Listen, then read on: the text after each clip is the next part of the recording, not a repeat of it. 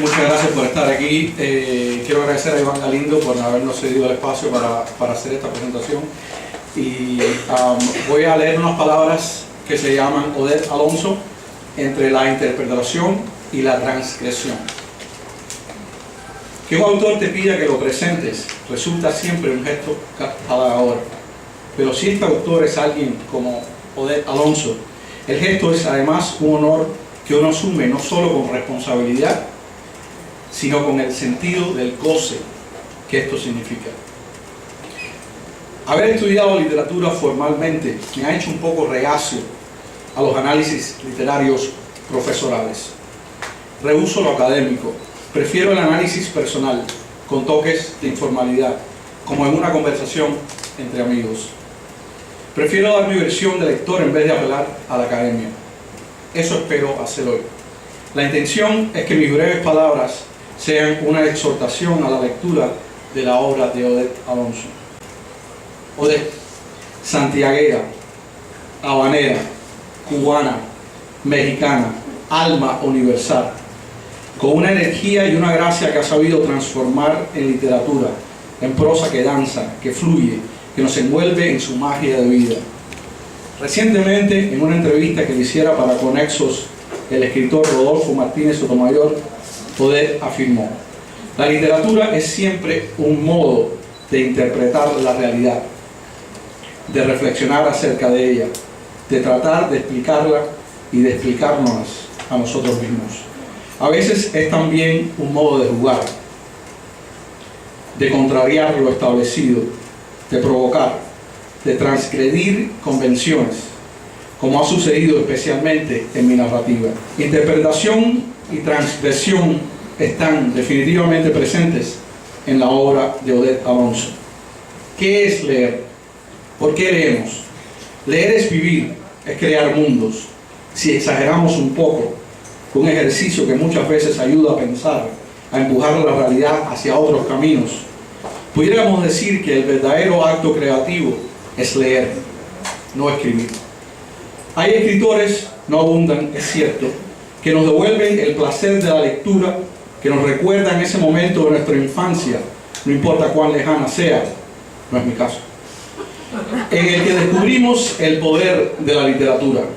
En lo personal, me sucedió con dos libros de Mark Twain, Las aventuras de Tom Sawyer y Las aventuras de Huckleberry Finn. Al leer a Odette, he regresado, de cierto modo, a ese disfrute inicial, a ese instante mágico de mi infancia, en el que descubrí que la lectura me acompañaría para siempre. Cuando se habla de bienes raíces, siempre se afirma que la ubicación de una casa es lo más importante. Cuando se habla de literatura, de narrativa, si los personajes no son creíbles, la historia se debilita, falla. Odette Alonso tiene la habilidad de fabricar personajes complejos, difíciles, y hacerlos creíbles, cercanos, gente que uno se toparía en el trabajo o en el ámbito familiar.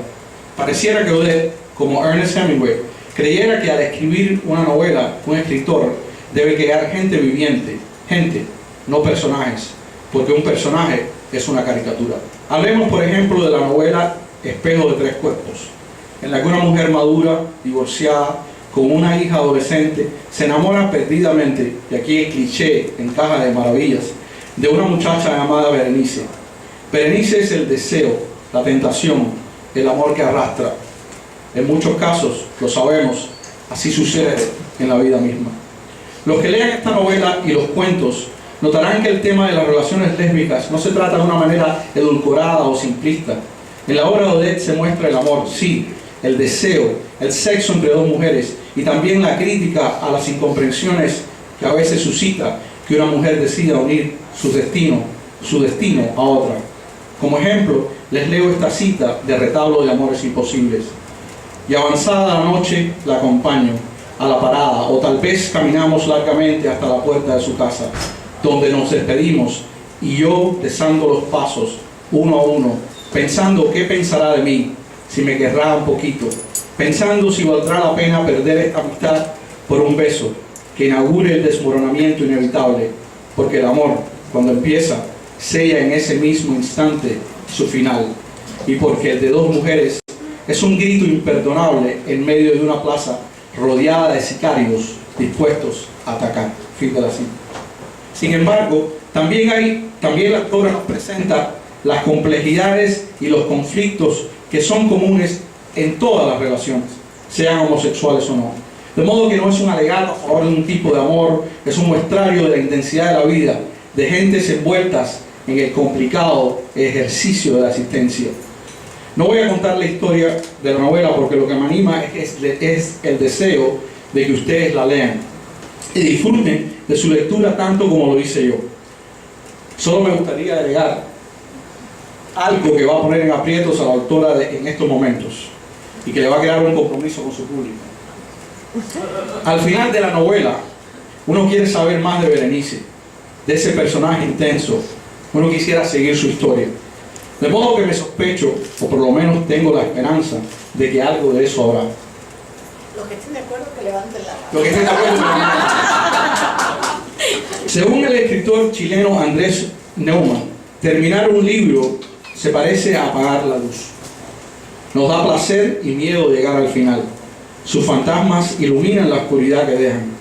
Y así me sucedió a mí al leer la última página de esta deslumbrante novela de Odette. La historia aún ronda por mi cabeza. Sus personajes son fantasmas que insisten en mantenerla viva en mi memoria. Hablemos de las historias que aparecen en Con la boca abierta, su libro de relatos. Un libro fascinante que me leí de un tirón. Historias, algunas trágicas, como la titulada Un puñado de cenizas, donde la pasión llega a extremos peligrosos. Historias donde predomina el tema de la conquista, contado de maneras disímiles y siempre intensas. La hembra cazando a la hembra. Odette posee también la habilidad de narrar escenas de sexo con delicadeza, evitando el facilismo y la vulgaridad, aunque sin minimizar la fuerza erótica del momento que describe. En la narrativa de Odette, el lector se encontrará a menudo textos de canciones, lo que acentúa el dramatismo de la historia y adiciona una intertextualidad que la enriquece. Así, nos encontraremos que las canciones de la nueva trova a veces funcionan como un personaje más dentro de la historia. Conviene recordar que nuestra generación creció escuchando estos temas y más allá de la política, somos, de cierto modo, al decir de un amigo escritor, deudores de esa retórica. En Odette Alonso, el lector disfrutará de una prosa fluida, sencilla, sin artificios, cargada de esa naturalidad que solo es posible cuando un escritor sabe lo que está haciendo, lo que desea lograr. Una prosa que ha sido trabajada con mucho cuidado, que atrapa al lector, un lenguaje preciso que no dice más de lo que tiene que decir y sin embargo dice más de lo que dice. Odette domina el idioma, lo usa a su antojo, lo controla, lo ajusta a la historia que está narrando. Es, en fin, lo que debe ser, una herramienta. Aunque algunos de los relatos están ubicados en México y otros en Cuba, todos poseen un aliento universal, de modo que cualquier lector, no importa su nacionalidad, será capaz de identificarse con los personajes, de adentrarse en los conflictos que se narran, en fin, de vivir estos mundos como propios. Y como lo verdaderamente importante es la autora misma, la obra que nos trae y el intercambio con su público, los invito ahora a escucharla, a disfrutar de su lectura, a hacerle preguntas al final y a leer su obra toda, ese espejo de múltiples cuerpos. Muchas gracias. Lo peor del amor cuando termina son las habitaciones ventiladas, el solo de pijamas con sordina, la adrenalina en camas separadas.